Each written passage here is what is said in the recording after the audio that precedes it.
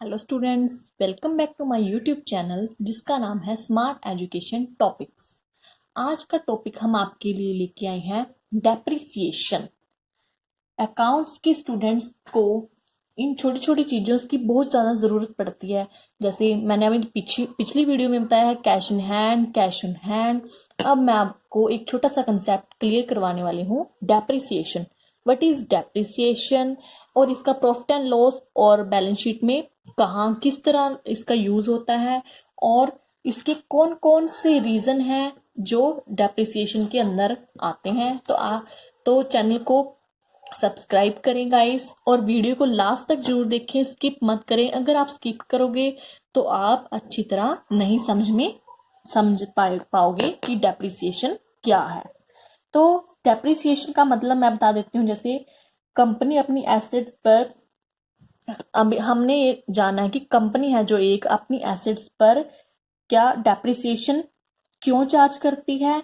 अगर डेप्रिसिएशन वो नहीं चार्ज करेगी, ठीक है, तो कंपनी की बैलेंस शीट और प्रॉफिट एंड लॉस होता है जो उस पर उसका क्या इफेक्ट पड़ेगा। ठीक है, डेप्रिसिएशन का मतलब है, अब मैं आपको बताती हूँ कि डेप्रिसिएशन किसी एसेट में होने वाली कमी। मैंने देखो एसेट्स भी बता दिए हैं आपको, एसेट्स हमारी पिछली क्लास में क्लियर हो गए हैं, कैश सब कुछ क्लियर हो गया। अब एसेट में होने वाली कमी, जो एसेट में कमी हो रही है वो डेप्रिसिएशन कहलाएगी। अब मैं आपको इसके एक एग्जाम्पल के तौर पे बताती हूँ। अब मान लो कोई फोन है, फोन खरीदते हैं, जैसे हम 7,000 का हमने न्यू फोन लिया, ठीक है, और नेक्स्ट ईयर हमने उसको क्या कर दिया, सेल कर दिया। जो लिया था हमने वो कर दिया सेल। और कितने, अब जो देखो हम फोन लेते हैं वो उसी रेट पर तो जाता नहीं है, वो मतलब उसी रेट पे बिकता नहीं है। तो जैसे हम उसको यूज करते हैं तो वो उसकी वैल्यू क्या हो जाती है, कम हो जाती है। तो अब वो हमारा चला गया 3,000, ठीक है, वो चला गया हमारा 3,000 रुपए का। अब कितने का लॉस हुआ हमें, लॉस क्या मतलब हमने यूज किया था और कितने का कम, कम में गया वो 4,000 कम गया, ठीक है, 4,000, ठीक है।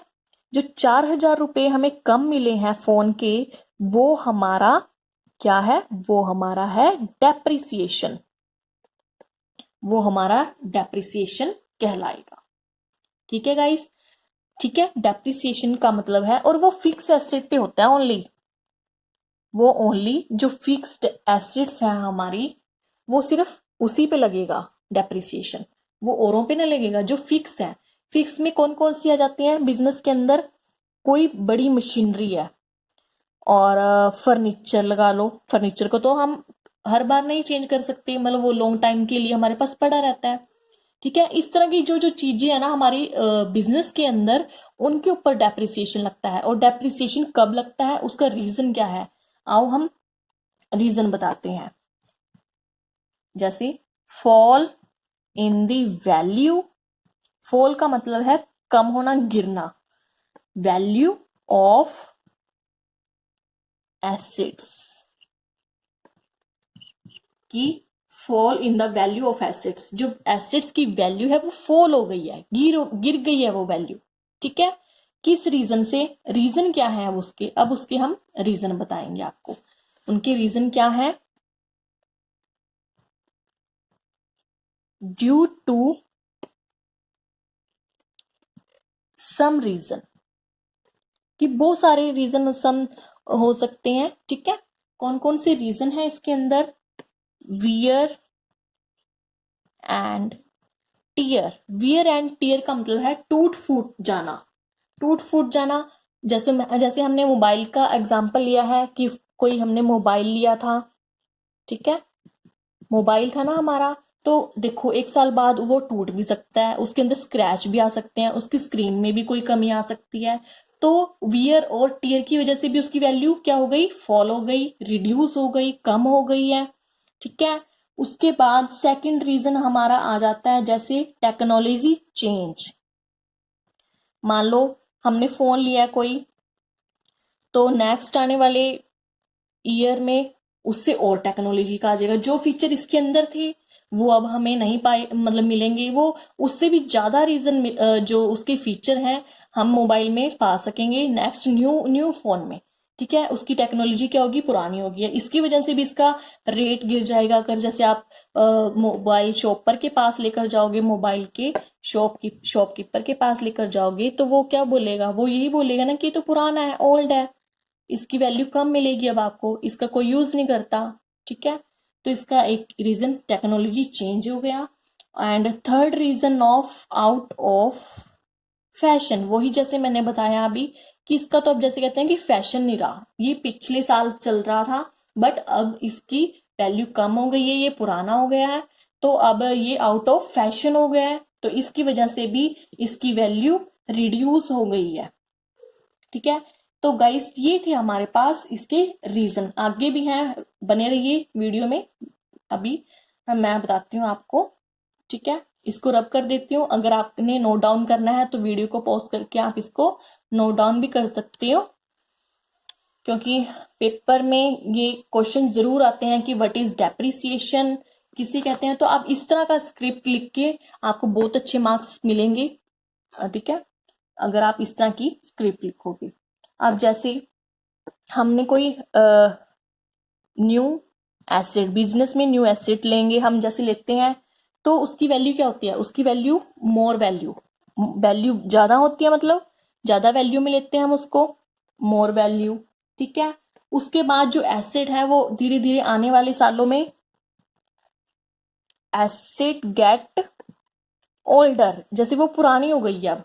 ठीक है, आने वाले सालों में पुरानी हो ही जाती है। जैसे 4-5 साल अगर हमने कोई मशीन चलाई है, उसका घिसावट हुई है, उसमें पुरानी हो गई है। ठीक है, उसकी वैल्यू क्या हो जाएगी, वैल्यू डिक्रीज।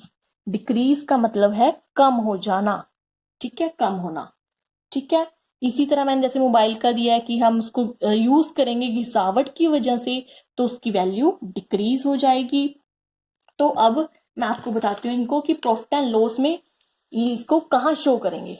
ठीक है, अब हम एक्सपेंस को, जो हमारे बिजनेस के एक्सपेंस हैं, उनको हम कहाँ शो करते हैं प्रॉफिट एंड लॉस में, डेबिट साइड। रूल्स के अकॉर्डिंग, रूल्स की मैंने वीडियो बना रखी है, मैं आपको डिस्क्रिप्शन में भी दे दूंगी अगर आपको चाहिए होगा उसका लिंक। जो एक्सपेंस है वो प्रॉफिट एंड लॉस के डेबिट साइड शो होते हैं, जो इनकम है वो क्रेडिट साइड। तो जो एक्सपेंस वो डेबिट साइड, जो हमारा डेप्रिसिएशन है, जो खर्चा है हमारा, मतलब खर्चा ही होगा ये एक तरह से। हमारी जो मशीन है पुरानी हो गई है, उसको ठीक करवाना पड़ेगा, पैसे लगेंगे, कैश लगेगा, तो वो खर्चा हो गया हमारा। तो जो जैसे प्रॉफिट एंड लॉस में एक्सपेंस डेबिट साइड, तो उसी तरह जो डेप्रिसिएशन है खर्चा है हमारा, तो डेप्रिसिएशन को भी हम प्रॉफिट एंड लॉस की डेबिट साइड में शो करेंगे। प्रॉफिट एंड लॉस की डेबिट साइड में क्या करेंगे, शो करेंगे। ठीक है, और इसका भी कोई एक रेट होता है जिसको निकालने जिसकी जरिए से ये डेप्रिसिएशन निकाला जाता है। वो आगे आने वाली वीडियो में प्रॉपर वीडियो बनाऊंगी। अभी तो मैंने ये थोड़ा आपको समझाने के लिए कि क्या है डेप्रिसिएशन, इसलिए ये वीडियो तैयार की है। जैसे मान लो बिजनेस के अंदर कोई मशीन है, मशीन के ऊपर अगर हम डेप्रिसिएशन लगेगा, उसकी घिसावट होगी है, उसका डेप्रिसिएशन लगेगा, तो हम प्रॉफिट एंड लॉस में लिखेंगे उसका मशीन पर डेप्रिसिएशन लगा है तो डेप्रिसिएशन ऑन मशीन। इस तरह मतलब उसकी लैंग्वेज सेट करेंगे, डेप्रिसिएशन ऑन मशीन। अगर हमारा लगा है फर्नीचर पे तो उसका डेप्रिसिएशन ऑन फर्नीचर। इस तरह की वैल्यू, मतलब इस तरह की लैंग्वेज यूज होगी अकाउंटिंग के अंदर, और ये जाएंगे सभी प्रॉफिट एंड लॉस के डेबिट साइड में, क्योंकि एक्सपेंस है हमारे, खर्चे हैं। ठीक है, तो ये जाएंगे हमारे डेबिट साइड में प्रॉफिट एंड लॉस के।